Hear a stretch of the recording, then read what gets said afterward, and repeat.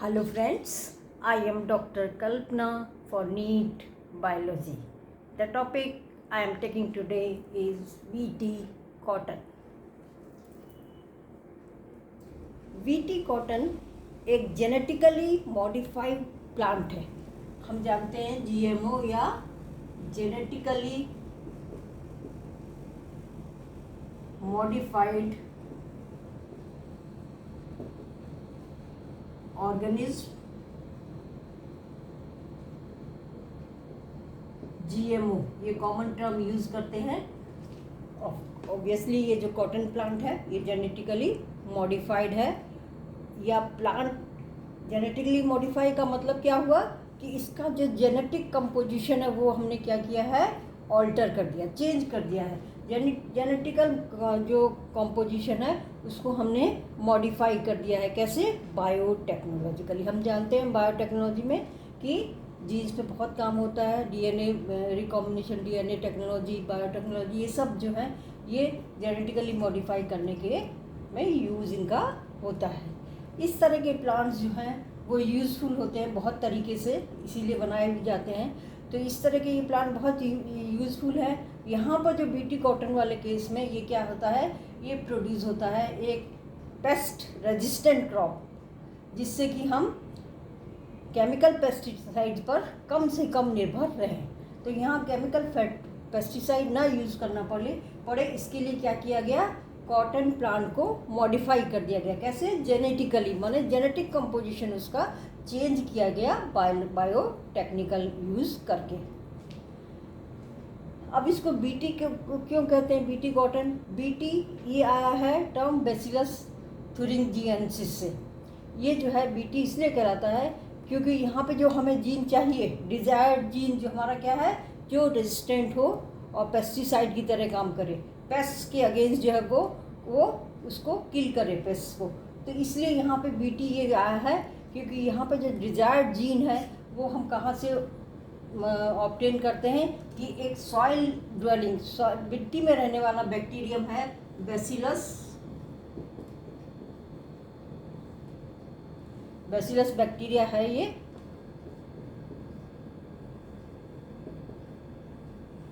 Thuringiensis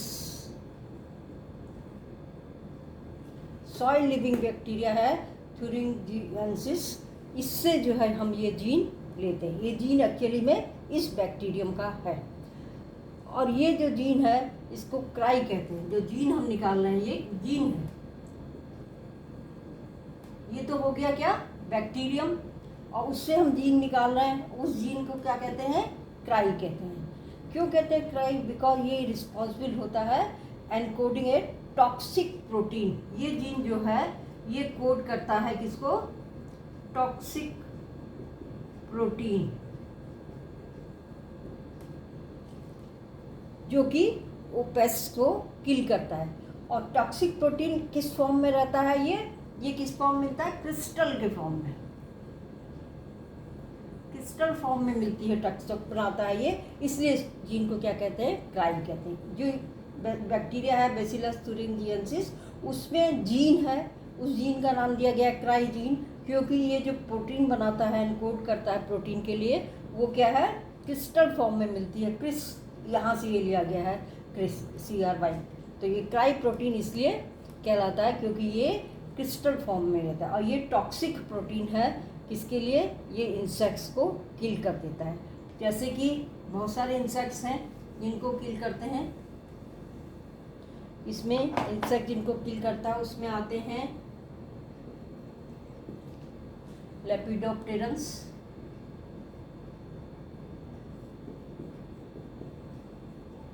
ये जो है ऑर्डर होता है लेपिडोप्टेरा, उसका ये उसके मेंबर्स हैं। ये जो है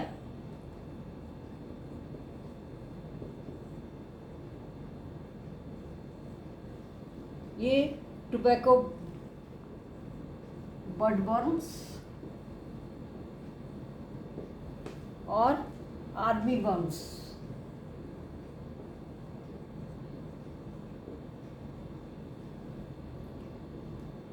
होते हैं। ये इंसेक्ट का नाम है।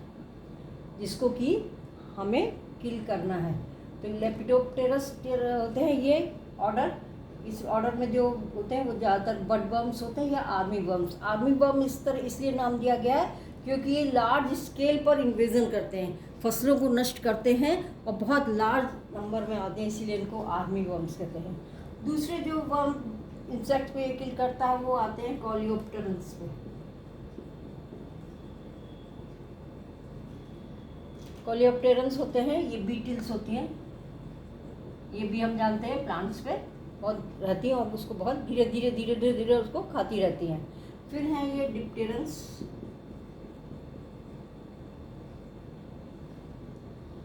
ये जो है फ्लाइज में आते हैं, फ्लाइज और मॉस्किटोस।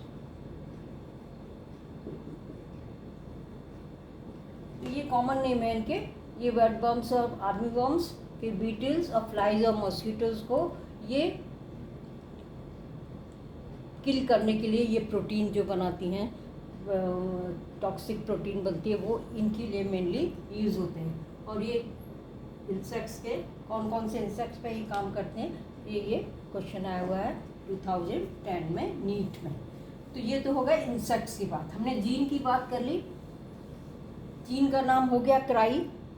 प्रोटीन टॉक्सिक बनती है और किस किस के अगेंस्ट काम करती है, वर्म, इंसेक्ट्स और वर्म्स के अगेंस्ट काम करती है और उसमें मेनली यही होते हैं। अब क्राई क्या है? क्राई एक फैमिली ऑफ होमोलोगस जीन्स है। होमोलोगस जीन्स का मतलब क्या हुआ, उनकी पोजीशन होमोलोगस क्रोमोसोम्स पर फिक्स है। वो थोड़े अलग अलग तरीके के जीन्स हैं लेकिन वो उसी पॉइंट पर, उसी लोकस पर क्रोमोसोम्स में मिलते हैं, इसलिए वो कहलाते हैं होमोलोगस जीन्स। जो क्या है, हर एक जीन जो है वो एनकोड करता है प्रोटीन के लिए। हमें पता है पहले जीन्स क्या करते हैं, पहले वो मैसेंजर आरएनए बनाते हैं, फिर वो प्रोटीन बनता है। तो ये एनकोड कर रहा है, ये जीन है क्राई जीन, ये एनकोड करता है। तो हर एक जो भी ये पूरा एक ग्रुप है क्राई का, उसमें से हर एक जो जीन है वो एनकोड करेगा एक प्रोटीन को विद स्ट्रॉन्ग स्पेसिफिक एक्टिविटी। ये खास बात है कि बहुत स्पेसिफिक होते हैं। एक यदि हम क्राई लेते हैं तो ऐसा नहीं है कि वो सारे इंसेक्ट्स को किल करेगा, वो एक पर्टिकुलर स्पेसिफिक इंसेक्ट को ही किल करेगा। तो इनकी स्ट्रॉन्ग स्पेसिफिक एक्टिविटी होती है अगेंस्ट ओनली वन और ए फ्यू इंसेक्ट स्पीसीज। तो ये क्राई जो है ये क्या है, ये फैमिली ऑफ जीन्स है, मतलब ये इसमें बहुत सारे जीन्स आएंगे, फैमिली ऑफ जीन्स हैं जो प्रोटीन बनाएंगे और प्रोटीन फिर क्या करेगा, बहुत ही स्ट्रॉन्ग स्पेसिफिक एक्टिविटी करेगा to kill a particular insect species. और अभी तक लगभग 789 इतने क्राई जीन्स डिस्क्राइब किए गए हैं।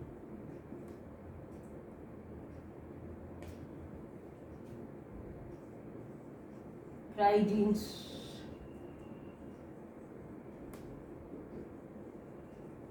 डिस्क्राइब्ड कर लिए गए हैं। तो हमें ये पता होना चाहिए कि किस इंसेक्ट को किल करने के लिए करना है और किस प्लांट में ही करना है, तो उसके हिसाब से फिर हम वो जीन उसमें ट्रांसफ़र करते हैं। जैसे कि एक क्राई, इस फैमिली का एक मेंबर है, ये जीन है क्राई 1AB और एक है क्राई 2AB और एक है क्राई बॉस। ये 789 है अब तक डिस्क्राइब किए हुए क्राई 1AC। तो ये दोनों तो यूज़ होते हैं किसके लिए, इससे ये जो प्रोटीन बनाते हैं वो यूज़ होती है to control bollworms of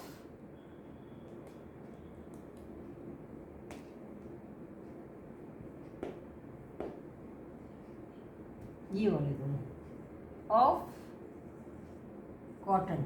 cotton में ये यूज़ होंगे, ये कॉटन प्लांट्स में होंगे। और जो ऊपर वाला है ये होता है टू कंट्रोल कॉर्न प्लांट में जो छेद कर देते हैं इंसेक्ट्स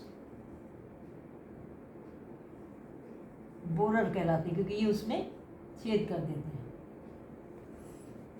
तो ये एग्जाम्पल्स हैं 789 में से कुछ। क्राई 1AB ये कॉर्न में यूज़ होता है, कॉर्न प्लांट के लिए, और ये क्राई 2AB और क्राई 1AC ये कट यूज़ होता है कॉटन में। तो यहाँ हमारा मेन फोकस कॉटन में ही है, तो हम यहाँ पर यही यूज़ करेंगे।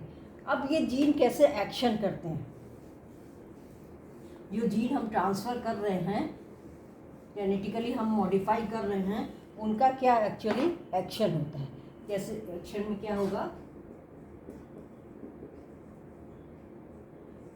कैसे बीटी कॉटन प्रोड्यूस होता है। ये हो गया, मान लो एक क्राई जीन है कोई, हमें ये कहाँ से मिला, कहाँ पर है ये, पहले हम देखते हैं नेचर में कैसे करता है ये जो कहाँ पर है, ये है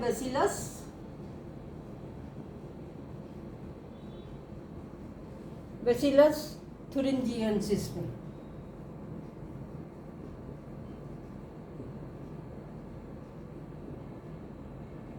ये इसका नेचुरल जीन है, क्राई जीन है इसमें। अब ये क्या करता है कि ये कैसे ट्रांसक्रिप्शन करेगा, पहले हमें पता है कोई भी जीन है तो क्या करेगा, ट्रांसक्रिप्शन करेगा, और ट्रांसक्रिप्शन से क्या बनेगा, मैसेंजर आरएनए, और फिर ये मैसेंजर आरएनए क्या करता है, ट्रांसलेशन होगा।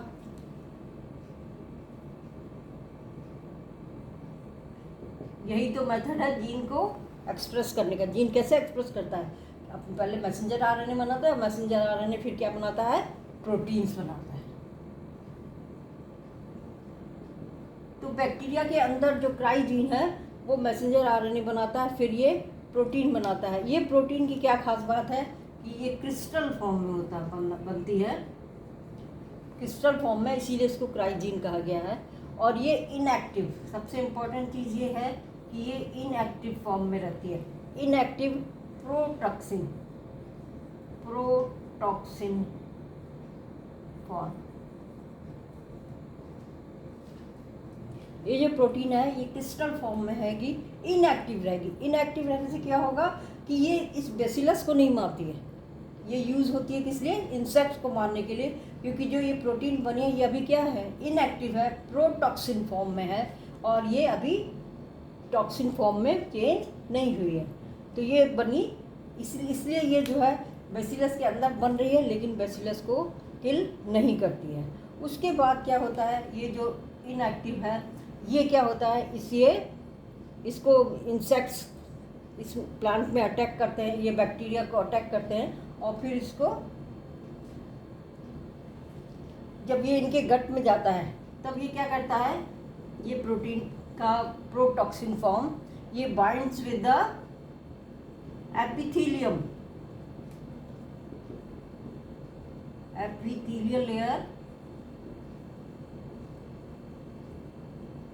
Epithelial layer of midgut. हमें पता है इंसेक्ट्स में फोरगट, मिडगट और हाइंडगट होती हैं। तो मिडगट की जो एपिथेलियल सेल्स हैं उसको ये अटैक करता है, और फिर इंसेक्ट जो इंसेक्ट इस पे अटैक कर रहे हैं उसमें ये अंदर जाके और फिर उसकी मिडगट की एपिथेलियल सेल्स पर अटैक करता है। ये जो है ये इम्पोर्टेंट चीज़ है, ये क्वेश्चन आया हुआ है 2011 नीट में, ये क्वेश्चन आया हुआ है कि ये किस पे अटैक करता है, इंसेक्ट कैसे किल होता है, जो इंसेक्ट है वो इसकी जीन की वजह से कैसे किल हो जाता है। तो ये प्रोटीन पहले तो इनटॉक्सिक फॉर्म में है, फिर ये मिडगट में पहुंचेगी इंसेक्ट के, और वहाँ पर फिर ये क्या करती है, उस जगह पर फिर ये क्या करेगी, ये वहाँ पहुँच के पोर्स बनाएगी। पोर्स इन क्रिस्टल फॉर्म में है। ये जो मिडगट की एपिथेलियल लाइनिंग है उसमें क्या करती है,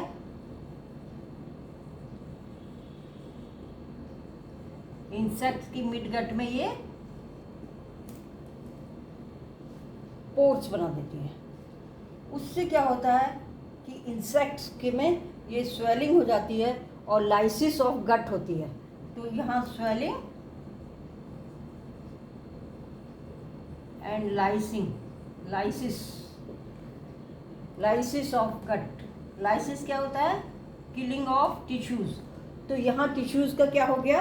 किल कर दिया। जब ये मिड गट में पहुँचा तो ये इसने क्या कर दिया? लाइसिस कर दिया, मतलब टिश्यूज को मारना शुरू कर दिया, और that results in the death of insect. ये तो हुआ नेचुरल प्रोसेस। एक्चुअली में क्या होता है? ये बैसिलस थुरिंजिएंसिस ये सॉइल में रहता है और इसमें जीन है, ये उसका नाम है क्राइजीन। ये पहले बॉडी के अंदर जो है बैसिलस में मैसेंजर आरएनए बनाता है, उससे प्रोटीन बनती है, और ये प्रोटीन जब इंसेक्ट के अंदर पहुंचती है तब ये क्या हो जाती है? एक्टिव हो जाती है। और उसके बाद क्योंकि यहाँ पे इसके मिड गट में ही क्यों एक्टिव हुई? क्योंकि मिड गट में जो पीएच क्या होता है वो हाई होता है। तो यहाँ पे एक पॉइंट हम और बढ़ा सकते हैं कि ये मिड गट में क्या हुआ? हाई, यहाँ पर हाई पीएच। मिड गट में पीएच हाई होता है, उसकी वजह से ये इनएक्टिव किस में बदल जाता है? एक्टिव फॉर्म में बदल जाता है, और फिर ये एपिथेलियल लेयर की से बाइंड करता है, एपिथेलियल सेल से बाइंड करता है मिड गट में, और फिर उसमें पोर्स बना देता है, और फिर ये स्वेलिंग और लाइसिस करके इंसेक्ट को मार देता है। तो ये तो हो गया नेचुरल प्रोसेस। अब जो बायोटेक्नोलॉजी में यूज़ किया गया उसमें क्या करते हैं हम? यही जो नेचुरल प्रोसेस है इसी को हम यूज़ कर लेते हैं। इसमें से हम जो है क्या करते हैं?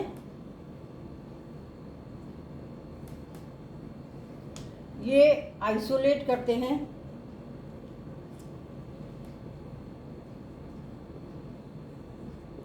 बायोटेक्नोलॉजी की मदद से हम ये आइसोलेट करते हैं और इसको इनकॉर्पोरेट कर देते हैं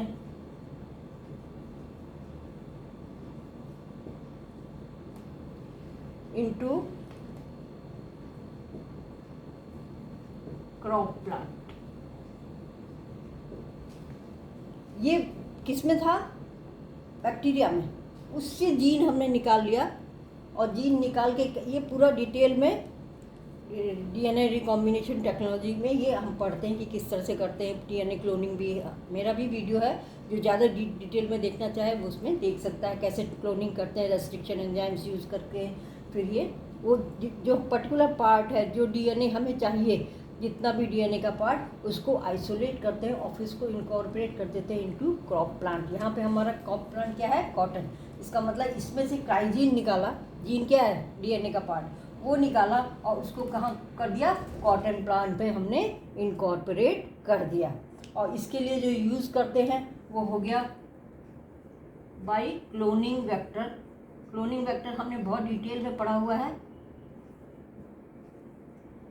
क्लोनिंग वेक्टर वो डीएनए का पार्ट होता है जो डिजायर्ड डीएनए को एक ऑर्गेनिज्म से दूसरे ऑर्गेनिज्म में ट्रांसफ़र करता है, और इसमें ज़्यादातर बैक्टीरिया के प्लाज्मिड्स यूज़ करते हैं, क्योंकि प्लाज्मिड्स ऐसे डीएनए होते हैं जो अपने कई सारी कॉपी अपनी बना सकते हैं, तो इसलिए यहाँ पर प्लाज्मिड्स यूज़ करते हैं। वो अलग ही चैप्टर है, अलग ही वीडियो है, आप वहाँ देख सकते हो। यहाँ क्लोनिंग वेक्टर से इसको प्लांट में ट्रांसफ़र कर देते हैं। यहाँ पर हम जो यूज़ करते हैं ज़्यादातर क्लोनिंग वेक्टर, वो क्या है? प्लाज्मिड है किसका? एग्रोबैक्टीरियम का। एग्रोबैक्टीरियम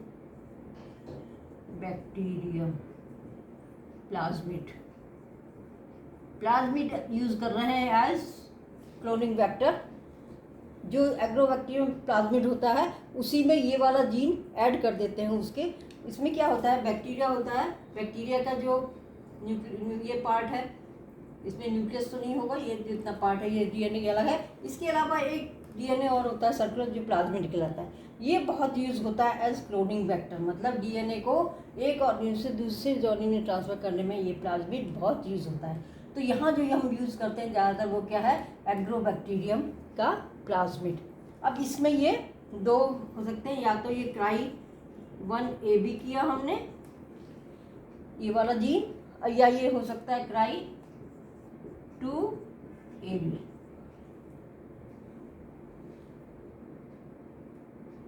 और ट्राई 1AC। ये तो किस में ट्रांसमिट करेंगे, इसको हम ट्रांसमिट कर देंगे इनटू कॉर्न प्लांट, मक्का का जो प्लांट होता है उसमें, और ये वाला ट्रांसमिट किया जाता है इनटू कॉटन प्लांट। और ये जो कॉटन प्लांट है इसी को हम क्या कहेंगे, इसको हम कहेंगे बीटी कॉटन। बीटी कॉटन का मतलब क्या हो गया कि हमने जीन, क्राई जीन कहाँ से लिया है, बैसिलस थुरिंजिएंसिस से लेके, इस बैक्टीरिया से लेके निकाला है, इसको आइसोलेट किया और क्लोनिंग वेक्टर की मदद से, एग्रोबैक्टीरियम की मदद से इसको हमने निकाल के किस में डाल दिया, कॉटन के प्लांट में डाल दिया। अब ये जीन वहाँ उसमें पहुँच जाएगा प्लांट में, कॉटन प्लांट में। तो जब भी ये इंसेक्ट वहाँ पर उसको अटैक करेंगे प्लांट को, तो ये जीन उनमें चला जाएगा और वहाँ जाके अपना वही नेचुरल प्रोसेस है, प्रोटीन पहले मैसेंजर आने, फिर प्रोटीन, और फिर वो उसके गट में जाके फिर एक्टिव प्रोटीन बदलेगा, और एक्टिव प्रोटीन फिर क्या करेगा, उसकी गट में पोर्स बनाएगा और धीरे धीरे वहाँ लाइसिस कर देगा टिश्यूज़ की, और फिर इंसेक्ट मर जाता है। तो इस तरह से ये पेस्टिसाइड या इंसेक्टिसाइड्स की तरह से यूज़ होते हैं। तो ये जीन है जिसको हमने बैसिलस थुरिंजिएंसिस से आइसोलेट किया है और इनकॉर्पोरेट किया है कॉटन प्लांट में। इसलिए जो ये प्लांट बनते हैं कॉटन के, उनको हम क्या कहते हैं, बीटी कॉटन। आशा है समझ में आ गया होगा। आ गया हो तो लाइक कीजिए, शेयर कीजिए और चैनल को सब्सक्राइब कीजिए। Thank you.